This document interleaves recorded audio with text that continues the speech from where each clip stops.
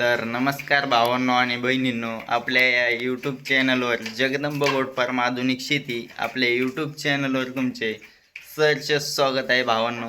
आणि आपल्या एका नवीन व्हिडिओमध्ये पण तुमचं स्वागत आहे.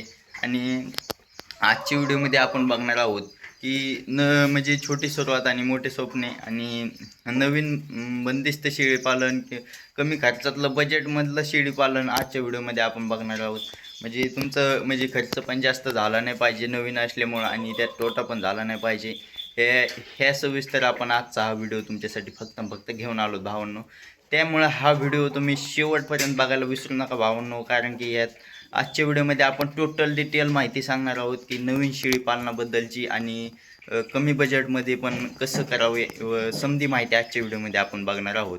आणि सर्वप्रथम म्हणजे तुम्ही जर आपल्या चॅनलवर नवीन असाल तर आपल्या या चॅनलला सबस्क्राईब आणि व्हिडिओला लाईक करायला विसरू नका भावांनो, कारण की आपण ह्या चॅनलवर फक्त आपल्या शेळीपालकांच्या भावांसाठी, शेळीपालकांसाठी आपण ह्या चॅनलवर फक्त व्हिडिओ घेऊन येत असतो भावांनो. त्यामुळे हे चॅनलला सबस्क्राईब आणि व्हिडिओला लाईक करायला विसरू नका भावांनो.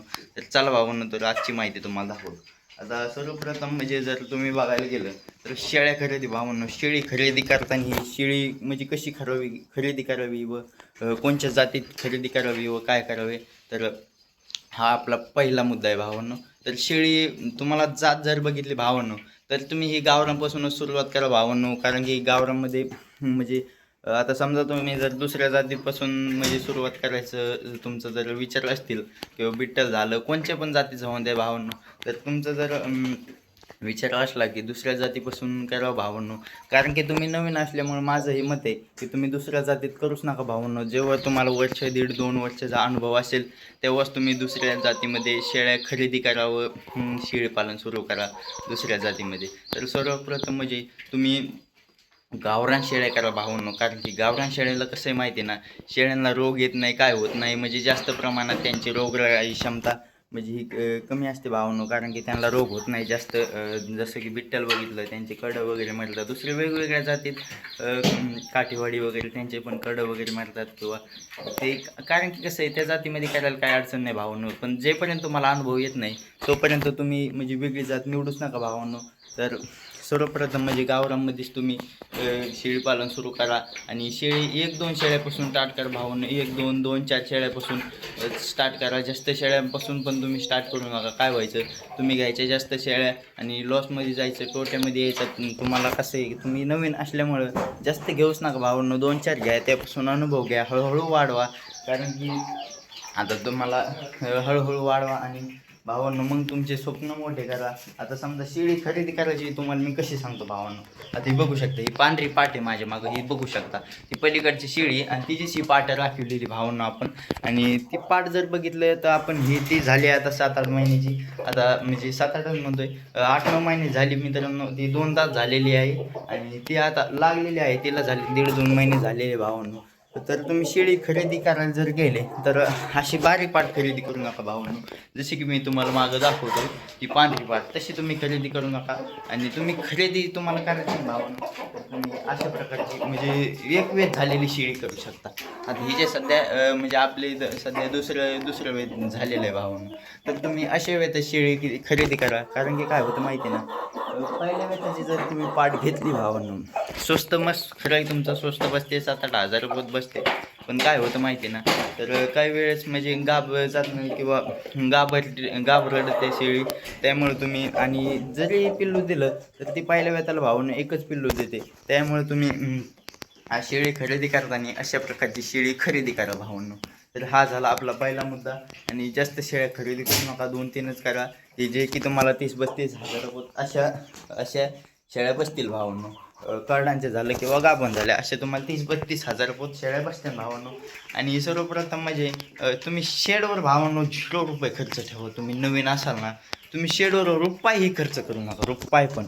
कारण की काय आहे माहिती आहे ना भावांनो, तुम्ही शेडवर रुपये म्हणजे आता समजा असं नाही की काही शेळ्यांसाठी निवाराच नाही, असं नाही तसं नाही. तर भावांनो प्रत्येकाच्या घरी 4-2 पत्रे हे असतातच भावांनो. कारण की कसं आहे माहिती आहे ना, 4-2 किंवा आपल्याकडे बैल असतील, म्हैस असतील, जुन्या असतील, पण पत्रे असतातच भावांनो, हे 100% असतातच. हे आता माझ्या मागं बघू शकता, हे म्हणजे जुन्या काळातलं शेड आहे, माझ्या वडिलांना बांधलेलं आहे, त्यामुळे माझं इथं 0 रुपये खर्च झालेला आहे. आणि शेड जरा भारी आहे आपलं. पण तुमचं कसं आहे माहिती आहे ना भावांनो, 4-2 पत्रे हे प्रत्येकाची असतातच भावांनो. त्याचं शेड वाकडं शेड करा, हे करा. 2 शेळ्यांना काही जास्त लागत नाही भावांनो, काहीच अडचण नाही. थोडाफार म्हणजे फक्त त्यांना थोडाफार निवाऱ्यासाठी करा भावांनो स्टार्टिंगला. कारण कसं आहे माहिती आहे ना, आपला शेडवर 0 रुपये खर्च होईल. आणि तर भावांनो, त्यांचं जर आता तुम्हाला चारा पाहण्याचं नियोजन सांगतो भावांनो मी. तर आपल्याला 0 बजेटमध्ये चारा ठेवायचा आहे 2 शेळ्यांसाठी. तुम्ही काय करू शकता, लोकांच्या बांधावर उगवलेली सुबाबूळ म्हणजे शिवरी, टाकळा वगैरे जी वेलं गुळवेलं ते असतात, ते पण एकदम पौष्टिक असतात भावांनो. ते तुम्ही त्याच्या बांधावरून किंवा स्वतःच्या बांधावरून पण आणू शकता.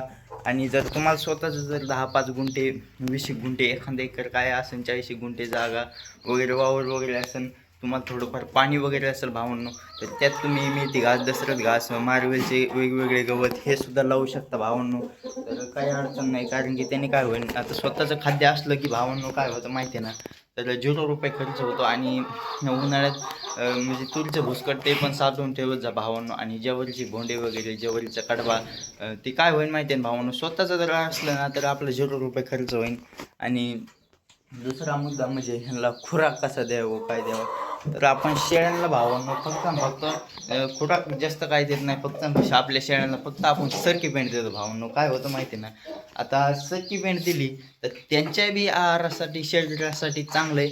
आणि जे त्यांचं ते सरकी पेंटिंग काय होतं, दूध पण वाढ होते. आणि दूध वाढ झाली भावांनो की दूध वाढीवरच समजा आपलं कडांचं म्हणजे संगोपन असतं भावांनो. कारण कडांना जर दूध नाही प्यायला भेटलं भरपूर, तर कड मरकुडले होतात भावांनो. त्यामुळं सरकी पेंट चारा भावांनो, ज्याने काय होतं, तुमच्या कडांना भरपूर दूध प्यायला भेटतं आणि कडं पण तंदुरुस्त राहतात भावांनो. तर हा झाला आपला ह्याचा मुद्दा. आणि पाण्याचं जर बघितलं तर पाणी आपण एकदा, हे बघू शकता ड्रम आहे, या ड्रममध्ये सकाळी एकदा पाणी ठेवलं की आपण संध्याकाळपर्यंत ठेवत नाही. आणि दुसरा दिवस झाला की त्यात काय उरलेलं पाणी असेल ते विसळून वगैरे धुवून वगैरे मस्तपैकी ते पहिलं पाणी फेकून द्यायचं आणि दुसरं पाणी भरून ठेवायचं त्यांना. आणि शेडची सफाई ठेवणं खूप गरजेचं आहे भावांनो. रोजची रोज तुम्ही झाडं चला, हे चला तर भावांनो. आणि तुम्ही तर आणि आपल्या शेळ्यांच्या ह्याच्यात भावांनो असं 2-4 कोंबड्याचं कुक्कुटपालन पण 100% ठेवा. कारण की जे खाली गुचड वगैरे होतात तर ते होत नाही भावांनो. तर हे 0 बजेटमधलं तुम्हाला शेळीपालन माझं कसं वाटलं भावांनो, ते तुम्ही एकदा नक्की कमेंट करा भावांनो. आणि हा व्हिडिओ तुम्हाला कसा वाटला ते पण एकदा कमेंट करा. आणि आपल्या चॅनलवर नवीन असाल तर चॅनलला सबस्क्राईब करायला विसरू नका भावांनो. कारण की आपण ह्या चॅनलवर फक्त आपल्या शेळी पालकांसाठी व्हिडिओ घेऊन येत असतो भावांनो. तर धन्यवाद भावांनो. तर भेटू एका पुढील नवीन व्हिडिओमध्ये. तर धन्यवाद, बाय बाय भावांनो.